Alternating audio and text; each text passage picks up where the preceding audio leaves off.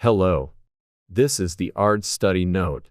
The topic of this note is the clinical lessons suggested by the PROSEVA study, which demonstrated a significant improvement in ARDS mortality through prone position ventilation.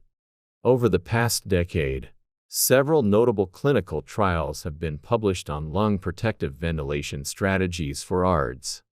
However, with the exception of the PROSEVA study on prone position ventilation, the ART and FARLAP studies on recruitment maneuver, the second EPVENT study on esophageal pressure-guided PEEP titration, and the REST study on ultra-protective ventilation using extracorporeal CO2 removal, all failed to reduce mortality. Given this, one might question the necessity of additional clinical trials to evaluate the potential benefits of these strategies. All of the aforementioned studies, including ART, FARLAP, the second EPVENT, and the REST study, had significant limitations and unresolved issues. In this situation, it is crucial to review the history of clinical trials on prone position ventilation. The scientific rationale behind prone position ventilation suggests its potential clinical efficacy. However, prior to the PROSEVA study, which provided evidence of its benefits, the history of clinical trials over the 10 years had been largely disappointing. Why did researchers persist in their pursuit of prone position ventilation despite these challenges? To gain a proper understanding, it is necessary to consider the defining ARDS. Diagnosing ARDS pathologically or through sample testing is challenging. Obtaining pathological lung tissue samples from patients for accurate assessment of lung injury is extremely difficult in practice, and it is also not feasible to diagnose ARDS using distal airspace or blood samples. Therefore, the diagnosis of ARDS relies on clinical consensus definitions based on expert agreement regarding clinical parameters. The first clinical consensus definition, known as the ACC American European Clinical Consensus Definition, was established in 1994 and later revised in 2012 to the current Berlin definition, which is also a clinical consensus definition.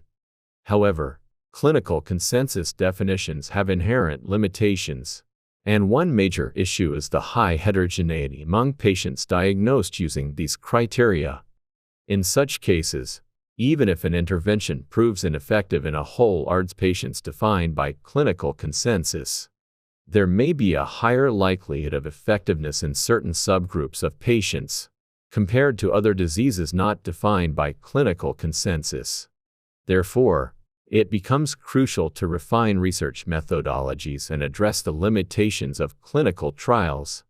This approach can lead to the identification of specific patient populations that respond favorably to interventions.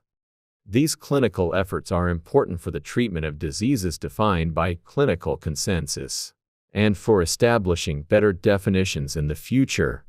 The research process of prone position ventilation leading up to the PROSEVA study can be considered a commendable example of such efforts. Through this process, prone position ventilation achieved a strong recommendation in the 2017 ARDS Mechanical Ventilation Guideline. Therefore, cautiously speculating, if the limitations of the ART, FARLAP, the second EPVENT, and the REST study mentioned earlier are overcome by future clinical trials, there may be potential hope regarding the effects of recruitment maneuver, PEEP titration, and ultra-protective ventilation. In conclusion, the PROSEVA study provides significant clinical insights for investigating ARDS. It highlights the importance of continuously improving research methodologies and addressing limitations to identify interventions that benefit specific patient populations. Thanks for your listening.